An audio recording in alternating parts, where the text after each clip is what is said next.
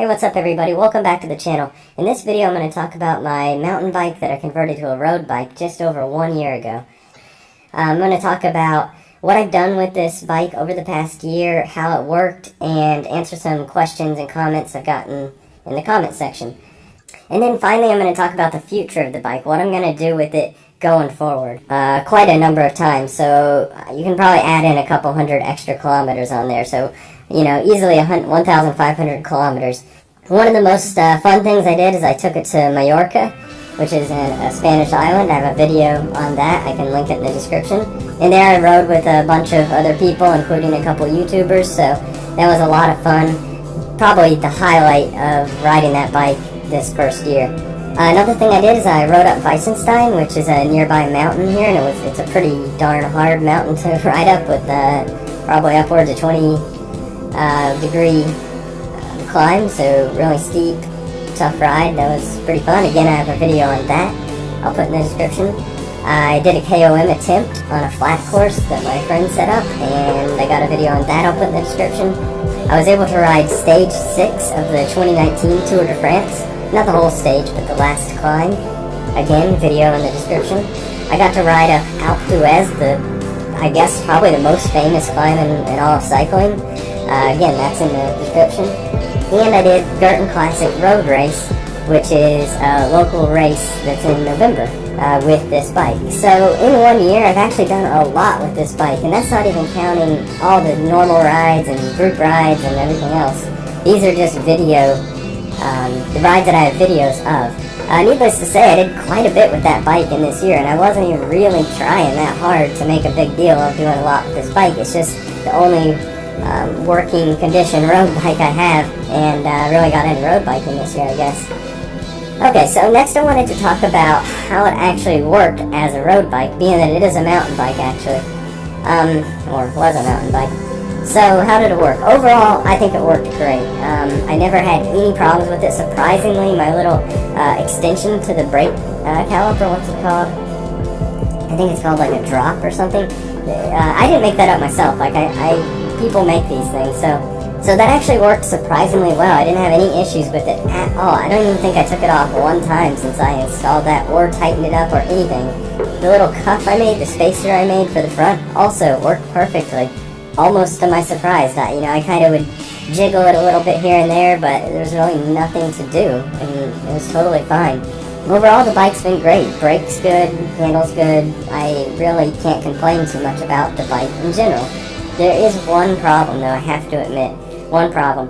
The main issue I did have with it was the front derailleur, which wasn't that surprising because the throw on the mountain bike derailleur is different than the throw which would have been on a road bike, and it just never really worked that good. What I ended up doing is, like right now I have a 3x set up, so I have 3 rings in the front, and I set it up where it only uses the middle one and the bottom one. And with that, it works okay. It has enough throw to reach those 2. But if I do all 3, sometimes it'll reach all 3, and then sometimes it won't be able to reach all 3. And I've had times where I'm going up the mountain and I can't get it into the smallest ring, and I'm pushing. Even when I went up Alpe d'Huez, I had that issue, and I had to actually stop on the bike with my finger, give the chain a little nudge to get into that smallest ring. So set the stop screw so it'll only use 2 of the chain rings, and then it was okay. I mean, it wasn't like great. It wasn't like you just tap it and it goes over. It was like you're pushing it twice sometimes. I mean, it wasn't great. So that is the biggest problem. The front derailleur never quite worked right that I faced. But everything else was fine. The braking was, pretty good enough. I guess it's the same as any road bike. I've also had to disassemble it multiple times. When I took it to Mallorca, I had to, disassemble it quite a bit to put it in the bike bag. When I went to France the 2 times to do those rides, I also had to do disassembly to place it into my car. So it's been taken apart and put back together a few times here and there. But yeah, actually the performance has been surprisingly good. I would say better than expected. First of all, I'm not that experienced riding road bikes, but at the beginning it was pretty stretched out, but I ended up taking the stem from the Pinarello, which was, I want to say like 90 millimeters or 80. So it was a little bit shorter than what I originally had, which was on the original video. And it was okay. It was, kind of stretched. I would say it was pretty low and aggressive. But I had no problem riding well over 100 kilometers. I wouldn't want to go too far. It probably would eventually get uncomfortable, and I did find that on longer rides I was just sitting there riding on the tops, especially when, I'm kind of just out in the open, there's nothing to worry about, because it was pretty low and pretty long, and the bike itself is very long. I had put it up against the Pinarello, or beside the Pinarello, and it was, I don't remember right now, but I would say at least 6 inches longer or more than the Pinarello was, so it's a very long bike. My opinion on that is, though, that it actually made it handle pretty good on descents and higher speed stuff. Probably it's not as nimble as a more narrow, not narrow, but shorter wheelbase bike. So, but at the end of it, for me anyway, when I'm riding it, I never thought like, oh, I'm too stretched out, the bike's too long. I just rode it, and it was fine. The next comment says, and by the way, I'm posting it because it has 118 likes, so it was like the most liked comment.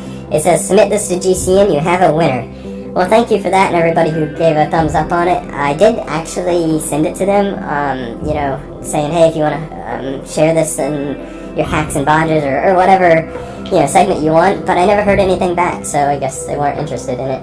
Another person said, bike stand costs more than everything in that room put together. They mean the bike stand that I have. And that's not true. I'm very certain that everything put together costs more, but I will say that that bike stand was probably the most expensive tool that I have in the shop.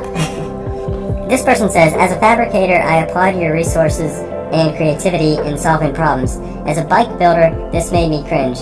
Final product is pretty cool. Well done. Yeah, thanks. I can see that perspective. I'm a bit of a fabricator myself, and even I cringed when I made it. Well, the reason I say that is because I used to work in a real shop, a real metal shop, and I had access to expensive machinery, $100,000 machines and whatnot. So what I'm doing here is really, really basic and kind of cringy. But that's what you gotta do. The next person says, you could have avoided some work in destroying the that seat post, with some long-range calipers, although it's impressively cheap and functional solution. The headset work is cool, but hammering cups is a bad idea.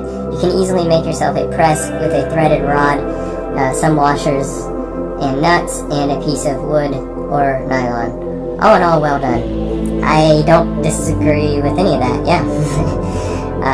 I probably should have made one of those bearing compressors. I don't know what you call it, but some kind of thing with a rod that would help compress the bearing that you would tighten down with the nut. I've seen those before. It's probably not a good idea to hammer like bearings and stuff like that and press fit things into aluminum. And when I was doing it, I was scared, no question. When I was doing it, I was like looking really close, like not wanting to get it sideways, trying not to crack the aluminum would be the worst case scenario. But maybe I got lucky. It ended up holding up fine. There's no cracks. I do inspect it pretty often just because I'm afraid one day a crack is going to start appearing and the whole headset's going to blow up or something. But so far it hasn't. Here the next comment says, from Ed Rush says, friend, this build is inspired. I love that you repurposed a frame that you love. And the hack for lowering the rear caliper was genius. You get maximum kudos from me. Thank you, Ed. I appreciate it. Being a do-it-yourselfer myself, I was wondering, do you ever worry about bending your frame when you hack off headsets or hack other things? It seems like you have to hit pretty hard sometimes. Great video.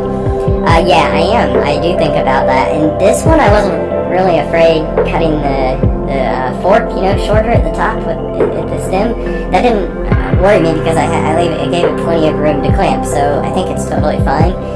In general, though, I don't like to hack away at the frame because, as other people also say, the frame is kind of like an area you shouldn't mess with generally because the manufacturer made it usually about as light as they can, so you really shouldn't be like drilling holes or hacking things into it. So I generally would also avoid that. But sometimes you just have to kind of use your head a little bit and think, is this a safe thing to do or not? I don't know. It almost, it's hard to say. I mean, when you do stuff like this, you take a risk. I think you take a risk, but you always take a risk. When you go out and ride your bike, you're taking a risk. So, hack at your own risk, I guess. Next comment says, did you run into any problems changing the 26-inch wheel to a larger size. No interference of wheel with frame or any other problems. Actually, no, I didn't run into any problems. I thought I would as well. But I think because even though the wheel is larger, it's also much shorter than a mountain bike wheel. So I think when you set the 26-inch mountain bike wheel right up and tire right up beside the 700C road bike tire and wheel combo, I don't think it's that much higher. And because it's a mountain bike, it has a whole bunch of extra clearance anyway, so no clearance problems whatsoever. Yeah, nothing more to say there. I had no clearance problems. Somebody says, great video. What product did you use to clean the cassette cogs? Thanks for posting. That was, I don't remember the name of it, but basically it was lighter fluid. It was some kind of lighter fluid. I think I replied in the comment itself. I have screenshots of the comments now, so I don't know what my answer was, but basically it's lighter fluid, and I just did that because it was like $1 or $2, and it just seemed like an easy, cheap way to do it, and I guess it's like alcohol or something. Honestly, I'm terrible at this stuff, but whatever it is, it just like rips through the grease and it comes right off, so it works for me. It's probably not the best product, but it actually has worked pretty well. Next person says, how did you make the spacing work with the 700C wheel bearing? It's 130 and not 135 like a 26-inch wheel. Thanks. Basically, he's right, and I think somebody else mentions it too in the comments. Maybe I'll get to that one. But I ended up, at first I didn't do anything. Like in the initial video, I'd actually just used the wheel right from the road bike. But then later, because of some of the comments, and because I noticed I was like having to squeeze the frame in, and it was like moving like 5 millimeters in or whatever it is, I did notice it, and I was like, that's probably not good, but maybe it'll be okay. What I ended up doing though is taking the axle and the bearing races and everything off of the mountain bike, which was the wider one, and putting it onto the wheel for the road bike. And just by luck, it was exactly the same diameter, the bearing races were exactly the same, the threads were the same, so I was able to transfer it right over. Everything the same as the mountain bike had, so of course it fit because that was what was on it to begin with. Somebody says, and I've had a couple comments like this, can you give me the yellow frame? Well, if you want the yellow frame, I think I'll have it until Saturday, and then I'm going to take it to the dump, and I'll actually have to pay to have it recycled. So if somebody wants it and somebody's in Switzerland, you're welcome to have it. This is kind of fun to show how much modifying is possible, and sometimes a little even makes sense. But 68-degree head tube angle and super long chainstay, question mark, that's going to handle like a cruise boat. You can usually find some frames of at least the right shape for free in the trash, if not a few dollars at garage sale. Well, like I mentioned before, actually I thought the handling was fine. I kind of get what they're saying though. It is a long bike and the chainstay is long, but I don't know. I rode with a bunch of people when I went to Mallorca, and I could ride just like they could, and we all had fun, so yeah, whatever, it works, but it's probably not the best road bike, I can admit that. Somebody else here says, I have a giant ATX 870, I've done basically the same thing, but correctly. Not bad for an amateur, though. Yeah, thank you. The trick you did on the headset looks hideous. You could easily order one online. I reckon the steer tube should be longer, just a little. Otherwise, it's a great build, well done. Yeah, you're right. Whoever commented that, I didn't realize that they made those adapters until after I already made it, and then I did look them up, and they're pretty cheap. It would have been a better way to go, actually. I totally agree. And actually, if somebody's going to do this type of conversion and needs a adapter, I'd really recommend just buying one, because it's going to be the correct press fit, not like, I think it's right, maybe I should sand it a little bit, maybe a little bit more, I don't know if it's right. No, definitely spend $5 or $10 and get the right adapter. That way you're not going to split your aluminum headset and, die somewhere. Anyway, I agree. Funny name. It says, it's a beautiful thing to follow Jesus. He says, or she. So you put a road bike part on a mountain bike frame, not a conversion. Okay? It says the problem, or not, when converting a 26-inch mountain bike with 700C wheels is that the bottom bracket is very high. For example, you have the seat height adjusted appropriately for the best performance with respect to the position of the legs. When you stop at a traffic light and put your foot on the ground, you will be uncomfortably high and will only reach the tips of your fingers. Maybe he means toes. Okay, I don't know what else is going on, what he's saying, but basically saying like the geometry isn't right and the bottom brackets do. And I think that's true. I think the mountain bike bottom bracket is higher, but honestly I didn't notice any problem, and when I stop at a light or whatever, I don't usually sit on the saddle. Usually you should get off of the saddle. I don't really think it matters what bike you're on. You don't usually sit on the saddle when you come to a complete stop. Okay. That janky rear brake caliper mod is giving me anxiety. And also a derailleur with no hanger? What? Well, they didn't say what. But, yeah, okay, whatever. It seems to be doing fine with the derailleur with no hanger. So that was all the comments and questions that I picked out. Thanks everybody for making those comments and questions. I do appreciate it, and feel free to do the same on this video too. I like to do a lot of interaction and stuff. Okay, so the final part of this video, I want to talk about what is the future of this bike. And actually, this is where the video is a little bit sad, because the thing is I'm actually moving away from Switzerland. I've been here for coming up on 9 years, and it's time to come back home, and I only have so much space in my luggage, and the bike is too much, so the bike isn't coming with me. And on top of that, because it's a hacked together bike, because how I did everything, I don't really want to give it away or sell it away to anybody, just on the extreme outside chance that they get in a crash and get hurt.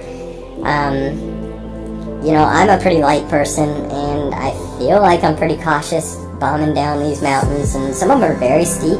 Like I said, over 20-degree gradients.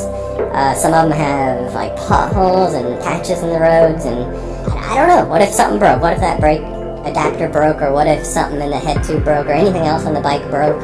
I didn't tighten something enough and somebody did get hurt. So, being that it's, first of all, I couldn't get much money for it anyway, I'm actually going to disassemble it and throw it away. The frame itself is going to be recycled unless somebody wants it. Probably this Saturday, so in just a few days, I'll take it to the recycling center and the frame gets recycled. A couple of the parts, maybe the handlebars, maybe the brakes, I'll try to fit in my luggage and bring over to the US. But basically the bike will be no more. It was a 1-year thing only. But don't be too sad, because I do plan to make another road bike of my own. Hopefully a little bit better than this one, but when I get back to Florida, I'll eventually start working on that. So stay tuned for that. But this one itself is going away. If you do have any further questions though about the bike that I didn't cover, feel free to put that down in the comments too. That's about it for this video. Thanks everybody for watching. Stay tuned for additional videos. I still do have more that I'll probably make here in Switzerland before we leave. But otherwise, thanks again for everything, and talk to you guys next time. Bye.